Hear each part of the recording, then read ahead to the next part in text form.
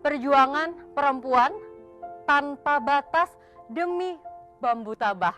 Wah, semakin penasaran ya. Untuk itu kita sambut saja. Ini dia Ibu Dr. Insinyur Pande Ketut-Diah Kencana, MS. Selamat petang Ibu. Wah, cantik sekali. Kita salaman dari jarak jauh dulu Ibu ya, karena saling menjaga seperti pemirsa yang sudah di rumah saja. Tapi saya mohon izin, ayo Ibu kita berpindah. Terima kasih. Kita duduk di sini untuk nanti bertanya-tanya juga lebih jelasnya. Karena Ibu ini memang pejuang yang sangat luar biasa loh, terutama di dunia bambu tabah. Tapi ada yang menarik untuk pemirsa yang ada di rumah. Di depan kita ini sudah ada oleh-oleh dari Ibu. Iya. Ini apa Ibu? Itu teh dari daun bambu tabah ya. Teh yang itu hasil penelitian mahasiswa kami di Fakultas Teknologi Pertanian ya, Universitas Udayana ya. Ya itu dari tehnya mungkin bisa dicoba, untuk mungkin nanti aja dicoba. Oke, kalau boleh izin saya dicoba dulu Ibu ya, karena sudah dibawakan. Ini sedang hangat-hangatnya. Waduh, dari aromanya juga sudah tercium. Iya, ini untuk Ibu dulu. Ya, itu green tea ya, hijau dia. Ya, bukan teh pada umumnya itu. Green tea. Ini untuk prosesnya juga berarti lumayan Ibu ya? Sederhana banget ya. Jadi dipilih daun ya, daun ujung yang masih muda, kemudian dikeringkan. Ini by riset penelitian mahasiswa juga. Wah, dari bambu tabah bisa jadi teh loh. Tapi di sini ada 3 Ibu. Saya mohon izin kasih sahabat saya yang cantik ada di sana. Ya sudah mulai pengen mencoba gitu kan. Silahkan. Nah, kita kasih dulu deh untuk Mbak Els biar bisa menikmati teh yang luar biasa ini. Silahkan. Oke, nah untuk pemirsa mungkin pengen coba juga ya. Nanti tapi sekarang dari kita dulu. Karena saya mau izin sama Ibu, kita coba dulu Ibu ya. Ini teh dari bambu hasil penelitian dari mahasiswanya Ibu ya. Fakultas Teknologi Pertanian. Wah. Dari aromanya tidak begitu keras, tapi dari rasanya ini kayak daun ya, jadi lebih main daun. Seperti teh pada umumnya, tapi ternyata ini adalah teh bambu ya. Daun bambu. Daun bambu. Wow. Menarik sekali kan pemirsa. Tapi tidak semua bambu bisa daunnya dipakai teh. Tidak semua. Ya mungkin bisa dijelaskan nanti. Iya, nanti kita akan lebih mendalami lagi ya kira-kira bambu apa saja yang bisa menghasilkan, yang bisa diproduksi Ibu ya. Tapi di sini Ibu Diah, boleh saya panggil Ibu Diah Bung ya? Iya, silakan. Ternyata Ibu ini sudah berkecimpung lebih dari 30 tahun dengan bambu Bu ya. Bambu untuk pangannya ya. Bambu untuk pangan di Indonesia loh. Wah, luar biasa sekali, dan ternyata sekarang pun Ibu masih mengajar juga Ibu ya? Iya, saya di Fakultas Teknologi Pertanian ya, Universitas Udayana. Ya, di Prodi Teknik Pertanian. Di Teknik Pertanian Universitas Udayana. Wah, luar biasa sekali. Tapi kalau keadaan seperti ini ada yang berubah dong Bu jadinya? Nggak bisa ngajar langsung ya? Ya, hampir 3 bulan lebih ya. Kita work from home, jadi kita bekerja di rumah ya, tidak tatap muka.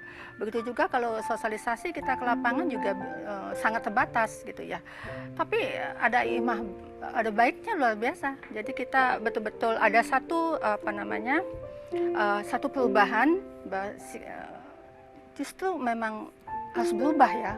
Apa saja Bu yang dirasakan dari perubahan-perubahannya? Jelas sekali kita tidak bisa tatap muka ya, bertemu langsung, diskusi seperti apa begitu kan ya, berinteraksi dengan teman-teman di kampus ya.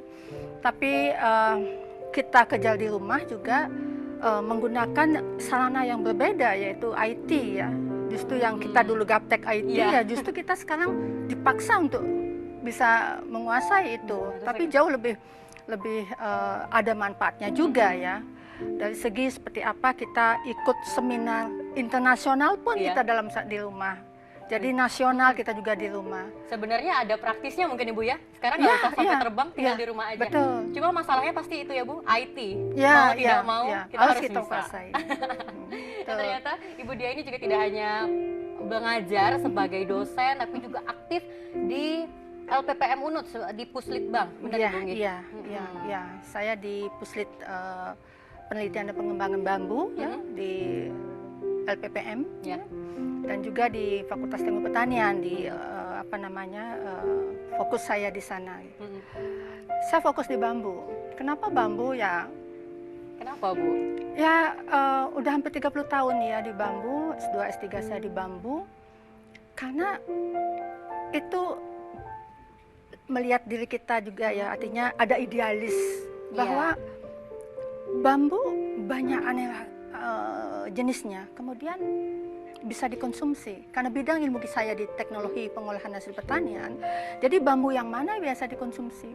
Jadi ada sedikit idealis bahwa apa yang dilakukan orang, saya nggak mau mengikuti gitu loh. Pingin yang beda. Pingin yang beda bambu. 30 tahun itu nggak ada IT, belum ada internet, itu begitu susah banget gitu. Tapi banyak yang tidak, artinya tidak setuju ya, atau tidak suka atau tidak. Kenapa bambu deh? Susah. Iya, kenapa bambu? Padahal... Dan perempuan lagi gitu. Iya, benar. Ya, tapi saya pikir ke depan itu bambu akan menjadikan satu apa namanya program ya untuk khususnya untuk pangan, dan belum pernah ada itu, dan sampai saat ini kecuali di Fakultas Teknologi Pertanian kami menggali tuntas bambu untuk pangan bersama mahasiswa kami.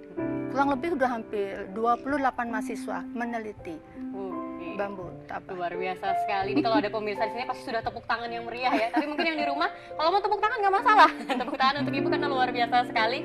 Tapi jika mungkin pemirsa ada yang ingin bertanya, kita juga membuka telepon interaktif di 0361237706. Mungkin ada yang pengen tahu, pengen tanya langsung kepada ibu, atau Anda adalah salah satu mahasiswanya ibu, bisa kan ibu ya? Sekalian untuk ditanyakan. Karena memang kalau kita lihat bambu, terkadang yang kita ketahui kan hanya bambu itu bagus untuk menahan erosi. Itu saja yang kita tahu ibu ya, secara pengetahuan umum. Tetapi ternyata jika diolah, terutama untuk pangan, ini bisa menghasilkan banyak sekali yang bermanfaat untuk masyarakat. Ibu ya. Karena kita lihat tadi seperti teh sudah ada di depan kita. Kemudian juga dari banyak hal yang nantinya akan ibu jelaskan juga. Tapi saya juga tertarik mendengar ibu kalau sudah berkecimpung dari zamannya ibu S2, kemudian S3 juga masih bambu. Sebenarnya apa sih bu yang menarik dari bambu ini bu, sampai ibu pengen meneliti terus? Ya, saya pikir kalau kita memikirkan bambu, meneliti bambu, pasti yang kita pikirkan adalah konservasi kan, lahan-lahan kritis. Dan kita tahu bahwa bambu tidak ditanam di tempat-tempat yang bagus, di lahan-lahan yang bagus. Tapi kita temukan dari dulu bambu itu di hutan, di tepi sungai, kan seperti itu. Tetapi kalau kita melihat bambu, siapa yang nggak mengenal bambu? Bambu sangat potensial sekali sosial budaya ya, terutama kita orang Bali. Dari lahir kita sampai meninggal kita membutuhkan bambu. Tapi kapan kita memikirkan dia? Karena tidak bisa tergantikan bambu untuk adat istiadat kita, khusus di Bali. Dan juga di Indonesia dan pada umumnya di dunia. Bahwa bambu itu memang memiliki satu potensi untuk menjaga alam. Sebetulnya seperti itu. Tapi jarang sekali, apalagi kita di Indonesia, bambu sudah luar biasa sekali manfaatnya ya. Prioritas belum ada. Akademisi juga seperti itu, pelaku usaha juga seperti itu. Itu biasanya bambu dipakai karena banyak sosialnya dia, sehingga digunakan untuk apa ya? Diibaratkan dia bahwa bambu itu miskin ya, kemiskinan di situ. Sehingga banyak sekali kolega saya pun yang mengatakan bahwa Bu Dia salah mencari satu kegiatan, satu program, satu penelitian, yaitu apa? Bambu. Bambu itu kan miskin, bambu itu tidak ada nilainya. Tapi saya tidak akan, apa ya, saya berpikir ke depan, suatu saat bambu luar biasa sekali. Menjadikan satu kegiatan, terutama untuk pangan ya. Dan untuk pangan jarang sekali yang meneliti. Mungkin saya ya, dari hulu hilirnya, dari tuntas. Dari rebungnya, batangnya, kemudian dari daunnya. Ya, tapi tidak semua bambu bisa dikonsumsi. Untuk rebungnya, karena ada 1.600 jenis bambu yang ada di dunia. Wow. 1.600. 1.600 ya, Bu ya? Banyak sekali.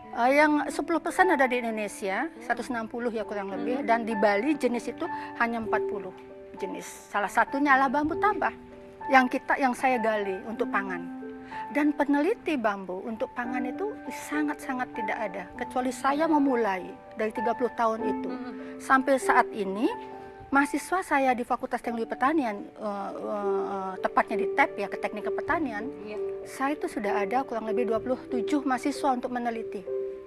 Wow. ya, dengan produk turunan yang siap untuk diirilisasikan. Ya, hasilnya bagus, termasuk teh daun bambu ini. Ternyata banyak sekali ya yang bisa dihasilkan Banyak terutama dari sekali. bambu tabah ya, Banyak. Bu? Kami sudah dapatkan kurang lebih sekitar mungkin 21 produk turunannya Wah, dari bambu tabah. hanya dari bambu tabah. Dari belum bambu dari tabahnya. yang lain Oh berarti? tidak, bambu yang lain tidak bisa disamakan. Oh, begitu. Karena tali, betung dan lainnya itu memang dia memiliki satu tugas masing-masing ya. Bahwa bambu betung dia lebih gede ya, besar, diameternya itu fungsinya ya untuk bangunan bagus. Bambu tali tidak bisa dikonsumsi lebungnya. Jadi bambu tabah dia kecil diameternya, kecil dia untuk kurang lebih 6 sampai 10 cm. Tetapi lebungnya sangat luar biasa sekali, Mbak Ade. Wah. Ya, dari awal saya meneliti lebungnya bisa dikonsumsi, semua batang tubuhnya kemudian kami riset, kami kaji bersama teman mahasiswa. Dan juga berterima kasih kepada Universitas Udayana yang juga memberikan satu dukungan bagi saya. Kemudian dari Ristek Dikti yang memberikan satu biaya untuk bagaimana saya bisa meneliti untuk bambu tabah khusus seperti ini ya. Ya, pemerintah yang lain, Pemda Tabanan, Gianyar, Badung, ya Beleleng yang memberikan support pada kami untuk bisa bambu tabah dikembangkan seperti itu. Ya. Tapi ternyata cukup berat ya perjalanan yang harus Ibu lakukan dari mendapatkan yang namanya bambu itu sebenarnya tidak miskin tapi ternyata Ibu membuktikan lebih dari 30 tahun berkecimpung di dunia bambu, terutama bambu tabah, akhirnya bisa menghasilkan banyak hal. Sangat berat. Sangat berat ya, Ibu ya. Kenapa begitu? Karena belum prioritas bagi pemerintah. Masih imit bambu itu kemiskinan. Kemudian memang susah. Ya, tetapi itulah idealis bahwa masing-masing manusia itu memiliki energi, kekuatan. Jadi saya optimalkan kekuatan energi yang ada dalam diri saya, yaitu mengangkat satu potensi yang terabaikan menjadi satu potensi yang nanti berguna oleh masyarakat dan alam pada umumnya. Seperti itu. Tapi di antara sampai 1000 lebih tadi Ibu ya, bambu-bambu itu kenapa pilihan Ibu jatuh kepada bambu tabah? Ya, itu karena itu hanya ada di Bali. Ya, dari 1.600 itu 10% hidup di Indonesia. Jadi 160 di Indonesia. Ya, dari Sabang ya.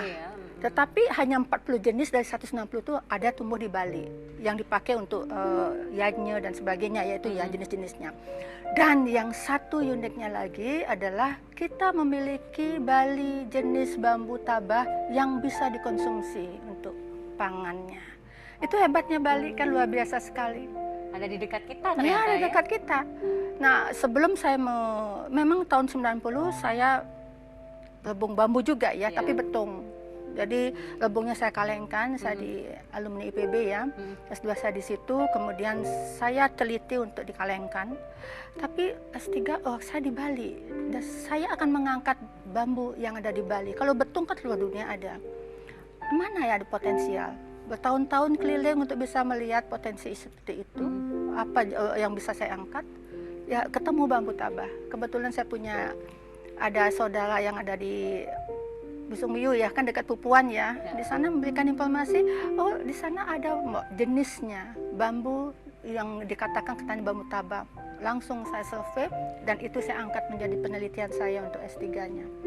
Ya, tahun 2003 yang lalu. Terkait dengan manfaat dari bambu tabah. Karena tadi kan banyak sekali yang dibilang, salah satunya di depan kita ya, ini ada teh bambu tabah dari daunnya, Bung ya. Selain itu ada apa saja, Bu? Itu lebungnya ya, otomatis ya. Lebungnya ya kita sudah teliti bersama mahasiswa, dikeringkan, dipakai tepung, kemudian sebagai sumber probiotik, kemudian dibotolkan, vakum, ya, pickle, fermentasi, itu dari lebungnya saja. Itu pun dari lebungnya mungkin sudah 7-8 produk turunan bisa dibentuk. Kemudian dia kan musiman nih, ya musim hujan baru kita temukan lebung ini. Kalau nggak musim hujan, dia tidak tumbuh. Apakah ini dibudidayakan berarti? Ya, budidaya. Kita mulai budidaya, dulu tidak. Ya, kita mulai budidaya semenjak saya teliti, kemudian kami budidayakan ya bersama-sama dengan kelompok tani. Dan kami membentuk sistem di hulu kelompok tani bagaimana dia membudidayakan, bagaimana dia membibitkan, ya, kemudian mengembangkan bambu untuk mendapatkan lebung yang baik. Hasil lebungnya itu dihilirisasikan, ya, kemudian kami membentuk di off pump-nya dalam bentuk koperasi. Jadi ada hulu dan hilir. Ya, di jembatan saya sebagai akademisi peneliti ini untuk bisa bagaimana keberlanjutan daripada bambu tabah ini, karena pada umumnya bambu sekali tanam untuk 100 tahun ke depan, lebih kalau kita bisa. Ada bukti bisa 400 tahun bambu itu nggak bisa mati. Oh, Ada jenis bambu betung kalau nggak salah. Jadi bisa lama sekali tumbuhnya bambu asalkan dia dibudidayakan dengan baik. Kalau tua batang bambunya ditebang, kemudian yang muda ditumbuhkan seperti itu. Kalau di Bali sendiri budidayanya ada di daerah mana berarti? Ya, pusatnya sekali ada pengembangannya di Pupuan, Tabanan, ya. Di situ kami juga memiliki 14 kelompok, masing-masing desa, 14 desa, kemudian sudah ke Gianyar, ya. Kemudian sampai ke Lombok, ya, saya sudah mengembangkan di situ bersama 400 petani dengan 4 kelompok di sana. Bekerjasama dengan badan hasil hutan bukan kayu di sana. Wow, Ya. Jadi sudah sangat berkembang, dan mungkin pemirsa yang ada di rumah mau ikut turut bertanya, kita juga membuka telepon interaktif, jadi silahkan untuk langsung menghubungi, nomornya ada di layar Anda di 0361 237706. Nah, jadi yang mau tanya mungkin pengen tahu atau ingin membudidayakan kira-kira apa saja gitu kan Ibu ya yang perlu disiapkan. Oke, ada telepon masuk. Kita angkat dulu. Halo, selamat sore, selamat petang. Selamat sore. Iya, Bapak, dengan Bapak siapa, Pak? Di mana? Yang Pak Pandi. Ya, di mana, Pak? Dari Penatih. Dari Penatih. Wah, jauh sekali. Bapak Pandai ini mau bertanya langsung sama Ibu Dia, silahkan pertanyaannya. Ya, sama Bu Dia saja langsung. Bu Dia juga Pandi itu. Nah, sama-sama Pandai ya. Iya. Oke, silahkan Bapak. Selamat sore Bu Pandi.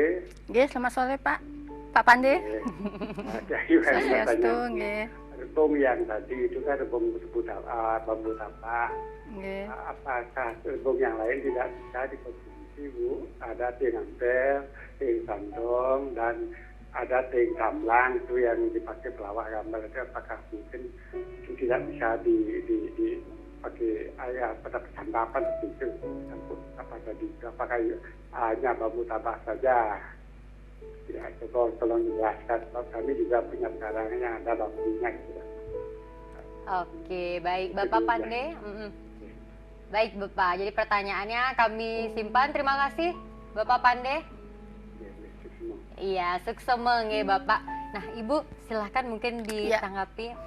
Baik, memang sebelum bambu tabah saya angkat ya, itu hanya dikonsumsi oleh masyarakat di sekitar Tabanan, di Pupuan ya, atau di sekitarnya juga ya, Dadak Putih itu. Mereka juga yang di daerah yang lain mengkonsumsi rebung, betung ya. Kecuali bambu tali ya, tamblang katanya bisa dikonsumsi ya. Kemudian kenapa beda? Karena bambu selain bambu tabah itu HCN-nya tinggi sekali. Rasanya pahit dan keras ya. Beda dengan bambu tabah. Kalau bambu tabah memang rasa crispy dan manis. Ya, kita bisa konsumsi mentah. Oh, bisa Ibu Ya, berarti? kalau bambu yang lain tidak bisa. Mesti direbus dulu kemudian untuk menghilangkan, karena dia mengandung HCN, asam sianida. Ya. Jadi sebetulnya bambu begitu banyak ada gunanya kan ya. Tuhan dalam mendesain bambu itu salah satu tanaman yang bertugas untuk menyangga alam, kan begitu. Iya. Nah, tugasnya itu selain dia konservasi menjaga alam, ya tugasnya ya masing-masing. Diameternya yang besar bisa digunakan untuk bangunan. Kemudian bambu tali kuatnya, namanya bambu tali kuat sekali, dan jangan sekali mengkonsumsi karena HCN-nya tinggi sekali, pahit dan keras rebungnya. Dan itu fungsinya untuk membuat tali dia. Jadi ada jenis-jenis bambu yang lain yang berfungsi diperuntukkan untuk Bisa untuk dikonsumsi. kalau dikonsumsi belum begitu banyak ya.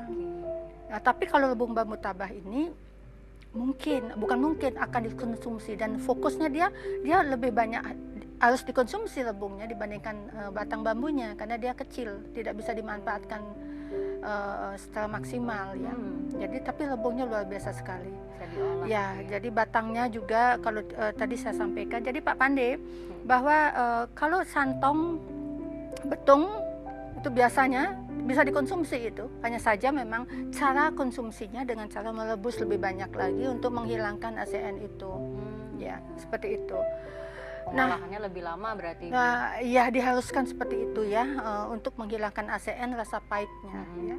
Kalau bambu tabah nggak mesti seperti itu. Jadi kita itulah lebihnya kita sebagai akademisi, kita mengangkat satu potensi yang bisa memungkinkan untuk hasil penelitian kita bisa dimanfaatkan, direalisasi oleh masyarakat seperti itu. Biasanya kalau kita mengangkat potensi untuk pangan, banyak yang bisa terlibat di situ. Bambu, semua orang tahu bambu, tetapi karena tidak pernah keterlibatan untuk pangan, jadi masyarakat biasanya kalau untuk pangan siapa yang terlibat? Kan ibu-ibu di sini. Kalau bambu untuk pangan luar biasa. Jadi ibu-ibu yang mungkin pintarnya di kuliner untuk bumbu ya, itu bisa dia mengangkat dan bahkan nanti dia memiliki suatu khas makanan yang spesifik untuk berbahan bahan jenis bambu rebungnya. Jadi unik itu, ya Ibu ya kalau misalnya diproduksi unik, lebih betul, ini sangat lagi. unik sekali ya. Seperti misalnya teh di sini kan, mungkin pemirsa di rumah juga tadi kelewatan ini apa sih yang ada di depan kita, ini salah satu produksinya tehnya ini. Teh. Karena kalau dirasakan saya mohon izin Ibu. Ya, Ternyata sama rasanya juga. enak Lebih. loh pemirsa. Tadi sempat ngobrol-ngobrol juga, ternyata yang ini juga pengolahannya tidak begitu rumit ya Ibu ya? Tidak, Teh ini. ya, tidak hanya dikeringkan, kemudian ya kita seduh. Ya. Ibu diminum dulu Ya, juga. ini terima kasih saya Karena- setiap hari minum ini. Wah, setiap hari Bu ya? Makanya Manfaatnya sendiri Bu kalau dari teh ini apa ya, aja? Bu? flavonoidnya tinggi, jadi sebagai antioksidan juga bisa. Ya. Kalau teh yang asli, yang teh ini dikatakan teh, sebetulnya dia termasuk herbal. Ya, sekarang kan banyak mengatakan teh daun kelor, teh teh manggis, itu bukan teh sebenarnya. Karena begitu? BPOM sudah menyampaikan bahwa kecuali teh asli ya yang merah itu ikatan ngeteh, tapi di luar pada itu dia termasuk golongan herbal seperti Nah, itu. kali ini sudah ada pemirsa juga yang ingin tersambung bersama dengan kita. Selamat petang, selamat malam Bapak dan Ibu. Siapa yang di sana? Ide Bagus Sukarya ini Oke, Bapak Ide Bagus Sukarya. Bapak dari mana Pak? dari Gianyar. Wah, dari Gianyar, sama dengan Ibu berarti Bu ya? Iya. Dari Gianyar. Silakan Bapak pertanyaannya. Ya, selamat malam Bu Dia. Selamat malam Tuh Haji. Apa kabar? Ini luar biasa Ibu Dia kita ini. Perjuangannya untuk bambu luar biasa udah puluhan tahun ini. Nah, ini nampaknya hasil-hasil kajian dari Bu Nud ini nampaknya usul tiang ini perlu dukungan ini memang dari pemerintah maupun swasta, ya. Sama untuk olahan pangannya nih, ya. Karena selama ini kita yang sudah coba nih, udah beberapa bulan kita coba untuk makan rebungnya nih, luar biasa memberikan dampak kesehatan nih, ya. Yang sendiri udah rasakan sekali, ya. Nah, ditambah lagi nilai dari bambu itu sendiri untuk konservasi air, tanah dan udara termasuk di dalamnya. Nah, Niki yang mau bertanya Niki, dari sekian turunan hasil kajian bambu, mana yang sudah bisa diimplementasikan lah ya kepada ibu-ibu wanita tani Niki, ya. Karena banyak sekali turunan yang sudah dikaji oleh Ibu Dia Niki. Itu yang pertama. Kemudian yang kedua, ini respon pemerintah siapa saja yang sudah memberikan dukungan yang secara serius begitu. Karena sementara ini kan ya masih sedikit kurang fokus dikit lah. Ini yang sangat mendukung sekali kalau didukung oleh pemerintah nih, baik dari kabupaten maupun di tingkat provinsi. Yang kira dikit terima kasih Bu. Ya, terima kasih Bapak. Wah, ternyata sudah ada beberapa pemirsa juga yang membuat ya Ibu ya, sudah bisa mengonsumsinya sendiri. Tapi tadi dari pertanyaannya Bapaknya ingin tahu dari turunan yang sudah dihasilkan dari Ibu Dia, apa saja yang bisa diimplementasikan langsung oleh ibu-ibu yang ada di rumah, mungkin ibu-ibu sedang ada di rumah aja bingung kali ya mau ngapain gitu. Sekarang ada bambu bisa Ya, jadi ya, inspirasi. ya. Ya, terima kasih Tuh Haji Sukaryang ya, terima kasih atas teleponnya. Itu beliau memang betul-betul sama dengan saya mungkin mencintai bambu ya, Iya. saking semangatnya untuk bisa. Dan bahkan konsumsi rebung karena beliau juga mungkin saya pensiunan pensiunan. Oh gitu. Bagiannya yang Badan Lingkungan Hidup Dumun gitu. Yang banyak mendukung saya juga ya. Terima kasih atas teleponnya Haji. Nggih. Sekarang kita masih dalam bentuk rebungnya, ya, karena itu ada izinnya. Dan yang lain sudah siap memang, tinggal siapa yang melakukan itu. Karena saya seorang akademisi, seorang peneliti, nggak mungkin berbisnis. Benar. Dan saya mencoba, ya memang pemerintah pada saat sekarang itu mengutamakan suatu penelitian yang hilirisasinya bisa dimanfaatkan oleh masyarakat, ya seperti itu. Nah kami siap, ya sudah siap dengan produk ini semua hasil kajian, semua riset Mbak Ade. Jadi apakah itu dari batangnya untuk asap cair, untuk arang aktifnya, kemudian juga ada berikatnya sudah kami coba juga, kemudian juga pupuk dari daun bambu ya, kemudian pupuk dari daun pelepah rebungnya itu kami sudah coba, kemudian ditepungkan juga sudah dengan anak mahasiswa S2 ya untuk mencari probiotiknya ya, untuk digunakan sebagai sumber probiotik. Jadi itu siapa sebetulnya ini yang disebut dengan triple helix itu ya, antara akademisi, pemerintah dan pelaku usaha yang betul-betul bersinergis di sini ya, berkolaborasi mestinya ya. Ya kami dari akademis yang meneliti. Ya kita nggak mungkin berbisnis ya. Kita punya riset di sana, punya kajian ya. Kemudian mengimplementasikan ini loh hasil penelitian kami. Harus ditindaklanjuti ya seperti itu. Siapa? Ya keterlibatan di sini adalah kalau bisa pemerintah ya. Pemerintah itu di situ kan ada sumber finansial untuk membantu masyarakat ya. Kemudian legalitas. Pemerintah kalau nggak memberikan legalitas nggak akan bisa jalan. Iya. Masa akademisi memberikan legalitas kan begitu kan ya. Iya. Kemudian legalitas aja tetapi tanpa ada dibisniskan, diusahakan, yaitu pelaku usaha yang terlibat di situ juga nggak akan bisa jalan. Jadi ketiga bentuk ini, ketiga komponen ini seperti akademisi, pemerintah dan pelaku usaha yang betul-betul mesti sinergis. Tapi itu yang di Indonesia belum bisa jalan. Yang di Thailand luar biasa sekali. Thailand setiap hasil penelitian itu mereka raja Indonesia menangkap untuk bisa ini loh dipakai untuk bisnis oleh pemerintah. Bisa diimplementasikan dipegang ya. langsung berarti Ibu ya Betul. pada masyarakat. Ya, kalau kita enggak, apalagi bambu.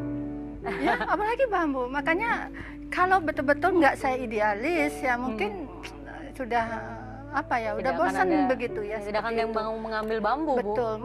Masa kami dari akademisi memikirkan untuk bisnis? Iya. Ya kan sistem yang tidak memberikan seperti itu kan ya.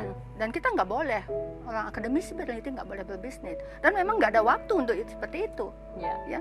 Tapi masa memikirkan seperti itu juga, kemudian kita juga berbisnis kan nggak akan bisa jalan. Semua sudah ada pada porsinya masing-masing berarti Ibu ya. Baik pemirsa, masih di Juwita, Jumpa Wanita Dewata di TVRI tentunya dan masih bersama Ibu Diah. Tadi banyak sekali yang sudah kita bicarakan, bahkan sudah ada beberapa penanya juga. Mungkin Anda masih ingin bertanya lagi, silahkan untuk ikut telepon interaktif kita di 0361237706. Nah sekarang kita berbincang kembali, tadi banyak manfaat yang sudah diberitahukan, kemudian juga ternyata kegiatan Ibu walaupun di masa pandemi seperti ini masih banyak Ibu ya, masih tetap mengajar dan masih ada kegiatan lain Ibu. Ya, karena situasi yang membuat kita mesti tidak bisa berinteraksi banyak ya tetap kami melalui virtual ya kita melakukan satu kegiatan ya Tridharma ya kita tetap lakukan, yaitu ujian, pengajaran ya kita ngasih, kemudian seminar kan ya. Ya saja kita ada lebih lagi kegiatan itu bahwa kita tidak perlu keluar rumah tetapi kita sudah bisa melakukan banyak lagi dengan teman-teman yang bukan hanya di kampus saja tapi juga di seluruh Indonesia ya, Iya, teman-teman di benar sana. sekali. Seperti ini juga Ibu di layar kita lihat, wah ternyata tetap menjalankan tugas juga sebagai seorang ibu, tetap memasak, tetap berkegiatan di rumah seperti biasa Ibu ya. Tapi Ya. ditambah kegiatan-kegiatan lain seperti Ya. mengajar ya. Itu sudah perempuan ya, sehebat apapun begitu ya, tetap aja ya fungsinya apa posisi kita ya tetap nurani kita ya untuk membersihkan, kita otomatis seperti itu. Iya. Tapi justru kita kerja di rumah ini pekerjaan lebih banyak lagi gitu. Gitu ya, Bu Ya, ya. otomatis ya kita harus membersihkan rumah, kemudian kita lebih banyak membaca, kemudian kita lebih banyak juga melakukan kegiatan virtual kita dengan apa namanya, dengan teman-teman ya. Iya, tanpa Koleha-koleha bertatap muka kita langsung seperti ya, Ibu ya. Karena Seperti rumahku itu. adalah istanaku Ibu. Ya. Jadi bener ya. Tetap bersih-bersih, tetap masak. Betul. Kalau udah ngeliat ada yang nggak rapi dikit pasti langsung rapiin dulu gitu ya, Ibu ya. Ya. Ya. Wah, banyak yang sudah dilakukan tapi ternyata aktif juga dalam kelompok-kelompok tani ya, Bu. Iya, hanya saja itu yang kurangnya, dengan mestinya bisa kita ke lapangan sebulan 2 kali kita ke lapangan ya. Kita bertemu dengan kelompok, kita bisa apa namanya, berdiskusi seperti apa gitu kan ya. Jadi karena situasi ya otomatis, dan mereka juga tidak bisa virtual ya karena namanya kelompok kan di desa di Iya. ya, mereka tidak memiliki satu fasilitas seperti itu. Hanya by telepon aja kita melakukan itu. Nah, sebetulnya kegiatan untuk bambu ini sebetulnya banyak banget yang bisa kita kerjakan ya. Apakah itu melalui kegiatan kita bersama petani maupun kita kegiatan untuk prosesnya. Ya, saya harapkan produk turunan ini ya akan dikerjakan, ya akan saya akan sosialisasikan untuk bagaimana mengangkat potensi ekonominya, seperti yang ditanyakan oleh Pak Ide Bagus Sukarya ya, itu Ya. bagus sekali ya, bahwa kalau kita hasil penelitian kita tidak lakukan hilirisasi, kita tidak lakukan satu apa namanya ya produk yang bernilai ekonomis nanti untuk masyarakat yang nggak ada gunanya gitu. Ya, seperti itu Mbak Ade. Jadi harus tetap, walaupun keadaan seperti ini, yang namanya kelompok-kelompok juga harus tetap dibina berarti Ibu ya? Betul, betul. Tetap harus dikunjungi. Ya, tapi membina kelompok ya tidak gampang begitu kan ya, apalagi bambu. Karena pada umumnya pada saat awal susahnya seperti apa? Susahnya bambu kok dibudidayakan sih? Kan nggak ada yang membudidayaan bambu gitu. Ya. Jadi tetap kita harus ada satu sosialisasi kita kepada mereka. Jadi nggak bisa kita hanya oke, ini penelitian bagus selesai, pendampingan berkelanjutan. Ya, baik di lapangan maupun di kampus ya tetap jalan gitu, seperti itu. Kurang lebih berarti ada beberapa kesulitan juga ya yang harus dilewati seperti itu ya Ibu ya. Tapi ini ada penelpon lagi yang masuk, kita angkat dulu. Selamat malam. Selamat malam Ibu Iya. moderator. Selamat malam, dengan siapa? Ketut Rai dari Gianyar. Oke, Ketut Rai Saya dari Gianyar. sangat tertarik sekali dengan perbincangan di acara Junta ini kepada Ibu Insinyur berisi dari dosen Binut. Saya sangat salut sekali mendengarkan perbincangan ini. Begitu saya sangat tertarik. Saya berada di kampung ini Bu, tidak tahu mana yang dimaksud dengan bambu tabah. Betul sekarang di musim pandemi ini krisis namanya gitu, kan bisa dikembangkan untuk manfaat pangan dan gitu. Tapi saya tidak tahu mana yang termasuk golongan bambu tabah bisa dikonsumsi oleh masyarakat gitu. Dan bagaimana caranya untuk mengembangkannya, mengolahnya sehingga menjadi bisa dimakan, dikonsumsi oleh masyarakat gitu. Tolong dijelaskan, sebab saya ada di kampung ini mungkin bisa dikonsumsi dan dikenal oleh masyarakat. Ya, hanya itu aja Bu, kurang lebihnya saya mohon maaf. Ini ada di kampung. Baik, terima kasih Bapak. Selamat malam. Silahkan Ibu. Ya, Bapak siapa? Bapak Ketut tadi. Oh, Bapak Ketut ya, di kampung mana nih Kapang ya? Dari Gianyar. Oh, dari tadi Gianyar disebutkan, ya. Gi. Di desa? Karena di Gianyar kami sudah kembangkan di Payangan, kemudian di Patas ditaruh ya. Di sana juga ada kebun bambu tabahnya.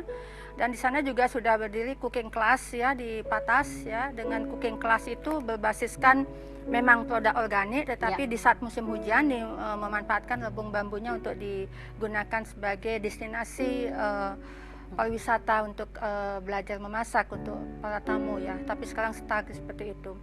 Nah, bagaimana memilih? Karena nggak bisa dipilih. Kalau di Gianyar itu hanya ada di Kerta, Pak, ya. Di Kerta, di Payangan, saya tanam di sana. Kemudian di Tampak Siring, di Patas, ya. Di Gianyar juga ada di Maseti, ya. Juga ada beberapa. Nah, Bapak ada di mana nggak? Di desa mana nih, ya? Wah, sepertinya tadi sudah Yeah. terputus. Ya, Tapi di mungkin kampung mana? bisa Ya. diberitahukan Ibu kira-kira Baik. ada di mana Baik, saja betul, tempat-tempat yang mungkin Ya. bisa dikunjungi oleh Bapak mau Betul, ikutan ya. dalam kelompok taninya. Oke. Bapak kalau masih ada posisi di Gianyar atau rumahnya di sana, mungkin bisa kapan-kapan main ke Kerteng, ya. Di sana juga masih ada kebun bambu tabahnya. Kemudian di Patas di Taro, ya, itu di sana juga ada. Kemudian juga ada di Maseti juga kami menanam di sana untuk kita akan kita kembangkan walaupun belum begitu banyak, ya. Jadi seperti itu. Mungkin nanti kalau lebih gininya, lebih jelasnya bisa mungkin menghubungi saya atau seperti apa untuk bisa saya sampaikan karena keterbatasan waktu kita di sini, ya. Nah, iya, Mungkin, berarti nanti bisa langsung berkunjung ke tempat-tempat yang Ibu sebutkan Iya. tadi. Tapi karena ini ternyata keterbatasan waktu, Bu, Iya, 1 betul. jam tidak cukup ternyata, ya. Betul, Kita betul. membahas bambu ini, Iya. membahas manfaat-manfaatnya. Tapi ada beberapa hal, mungkin sedikit kesimpulan Ibu untuk pemirsa yang ada di rumah yang mau bergabung atau mungkin harapan Ibu ke depannya Iya, untuk bambu tabah iya. ini seperti apa? Silahkan Ibu. Iya. Ya, satu keinginan saya untuk bisa bambu diprioritaskan lah, ya. Karena ini sudah menyangkut sudah cukup lama, produk sudah ada, ya. Mungkin pemirsa di rumah, mungkin ada pemerintah yang mendengarkan untuk bisa mengangkat bambu potensi Bali ini yang fokus untuk bisa dijadikan satu sumber pendapatan ekonomi masyarakat, ya, seperti itu. Karena kita kembangkan bambu pasti kita mengembangkan atau kita menjaga konservasi alam. Kalau sudah jaga konservasi alam, banyak lahan-lahan kritis yang kita bisa kembangkan kok. Ya. Ribuan kan bahkan jutaan di Indonesia yang lahan-lahan kritis yang bisa kita tanamin bambu. Dan khusus kalau kita bisa melibatkan ibu-ibu, mungkin kita bisa menanam bambu tabah karena itu untuk pangan, seperti itu. Benar sekali. Wah, luar biasa sekali ya. Pemirsa yang ada di rumah aja pasti semua juga ingin nih melakukan hal-hal yang lebih positif, mungkin bisa ikut join dalam kelompok taninya Ibu. Tapi Ibu ada moto tersendiri nggak dalam menjalani terutama kehidupan? Moto saya, bambu sumber kehidupan. Wah, luar biasa sekali. Itu luas sekali artinya, ya. Benar. Ya, sumber air kehidupan bagi saya. Ya. Bambu sumber air kehidupan. Ya. Orang nggak, bambu kenapa air kan? Ya, tapi kalau dicari filosofinya, bambu memang menyimpan air dia. Jadi moto saya, bambu sumber air kehidupan. Dan ternyata sudah dibuktikan ya, sudah dibuktikan bahwa memang bambu banyak sekali manfaatnya yang bisa kita rasakan secara nyata, Ibu, ya. Tapi ini juga ada satu kutipan yang sangat cocok dengan Ibu. Ini dari Michelle Obama, di mana kesuksesan bukan tentang seberapa banyak uang yang dihasilkan, tetapi seberapa besar Anda bisa membawa perubahan untuk hidup orang lain. Nah, pemirsa yang ada di rumah aja, sekian dulu jumpa Wanita Dewata di TVRI Media Pemersatu Bangsa episode kali ini. Terima kasih sekali untuk Ibu Dia Kencana yang sudah hadir, sudah berbagi dengan kita. Salam wanita hebat untuk Anda yang di mana saja. Dan